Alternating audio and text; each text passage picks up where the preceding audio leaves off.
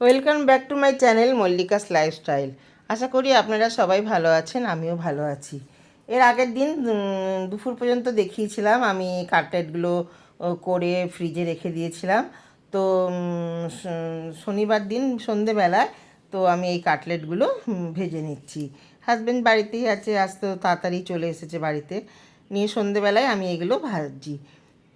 তো এগুলো তো বিস্কুটের গুঁড়োতে এক কোট করে মাখিয়ে রেখেছিলাম, এখন ভাজার সময় আবার আবার এক কোট করে এই কর্নফ্লাওয়ারের চুবিয়ে বিস্কুটের গুঁড়ো মাখিয়ে আর একবার করে ভাজবো, তাহলে খুব ক্রিস্পি হবে খেতে কাটলেটগুলো। এই যে আমি কর্নফ্লাওয়ার নিয়ে নিচ্ছি, অল্প করেই নেবো কারণ 4টেই কাটলেট করে রেখেছি, বেশি করিনি। একটা এঁচড় দিয়ে পকোড়া করলাম, আবার কোপ্তা করে তরকারি করেছি, আর 4টে রেখে দিয়েছি কাটলেট করব বলে।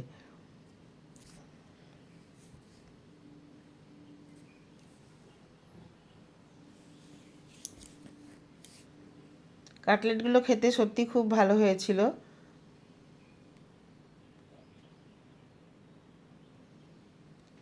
এই যে কর্নফ্লাওয়ারে চুবিয়ে আর একবার বিস্কুটের গুঁড়োতে মাখিয়ে নিচ্ছি।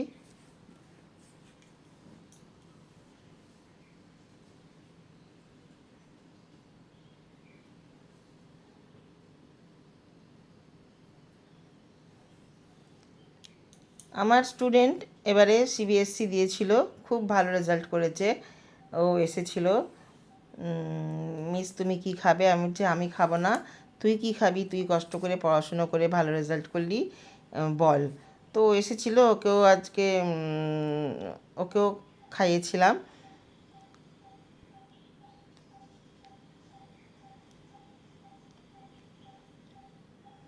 খুবই খুশি লাগছে ভালো রেজাল্ট করেছে বলে। অবশ্যই সায়েন্স নিয়ে পড়বে, স্টার্লিংয়ে পড়তো, ওটা সিবিএসসি বোর্ড।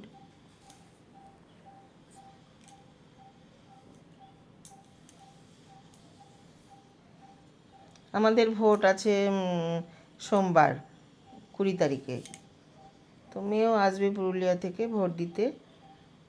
তো এই যে দুটো কাটলেট আমার ভাজা হয়ে গেল, আর তুলে আর দুটো ছেড়ে দেবো।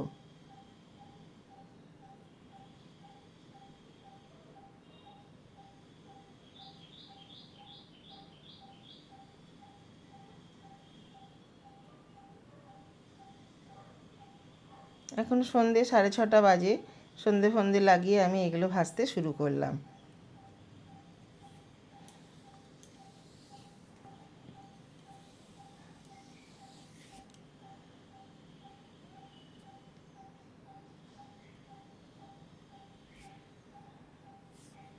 এঁচোড়টা কুটতেই যা কষ্ট, এগুলো করতে অত কষ্ট নেই। এঁচোড় কুটতে খুব বিরক্ত লাগে, কিন্তু কি করব, বাধ্য হয়ে কাটতেই হয়। গাছের এঁচোড়, গাছে এবার প্রচুর কাঁঠাল হয়েছে। দুজন মানুষ অত তো খাওয়া যায় না, পাড়ায় দিলাম সবাইকে, তারপরেও গাছে এখনও প্রচুর আছে। মেয়ের ওখানে গিয়েছিলাম পুরুলিয়াতে, সেখানেও নিয়ে গিয়েছিলাম।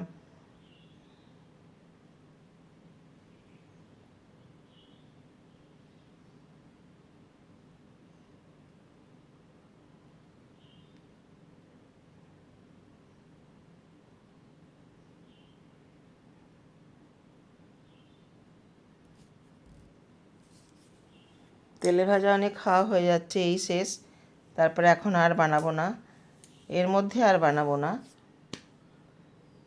মেয়ে জামাই আসলে তখন হয়তো করতে পারি, কিন্তু এখন আর এর মধ্যে বানাবো না।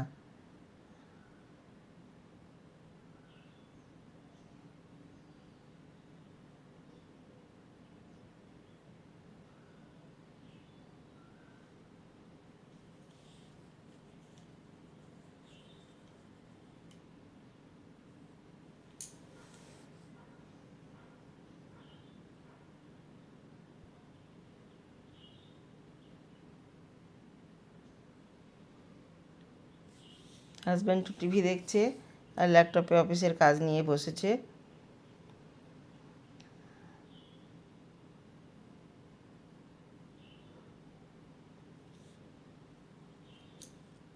রাত্রে তো রান্না করাই আছে, খালি দুধ জাল দেবো আর রুটি করব।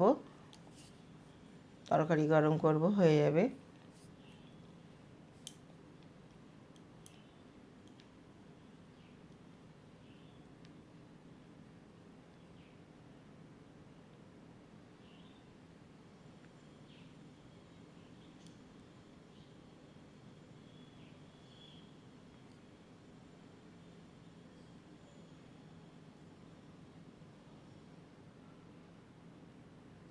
বৃষ্টিটা হয়ে দুদিন একটু ঠান্ডা হয়েছে।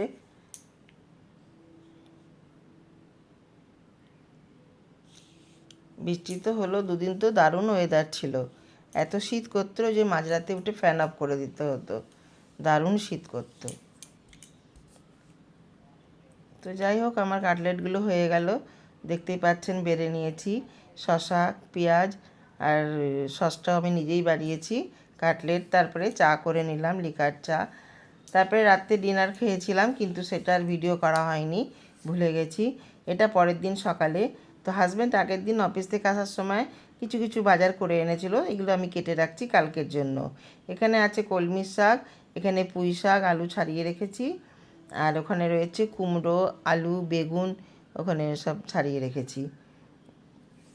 এগুলো কালকে করব। আর আজকের যে তরকারি, সেটা তো এটা হচ্ছে পরের দিন সকালবেলা হাজব্যান্ড চা খেয়ে চলে যাবার পর আমি তরকারিগুলো কেটে নিয়েছিলাম।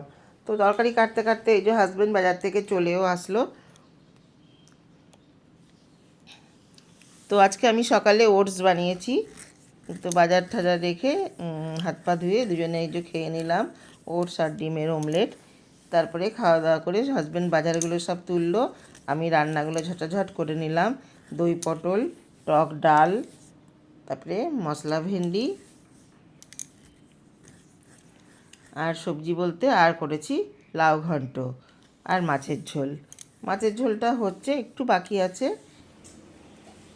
আর একটুখানি ফুটলেই ধনেপাতা দিয়ে নামিয়ে দেব। তো রান্না হয়ে গেলে এবার আমি গ্যাস ট্যাস পরিষ্কার করে স্নান করে পুজোটা করে নেব। পোয়া ভোলা নিয়ে এসছে, খয়রা মাছ নিয়ে এসছে। তো এই যে আমার হয়ে গেছে, স্নান করে খাওয়া হয়ে গেছে। এবার হাজব্যান্ডকে দই দিয়ে দিলাম, আমারও দই খেয়ে নিই।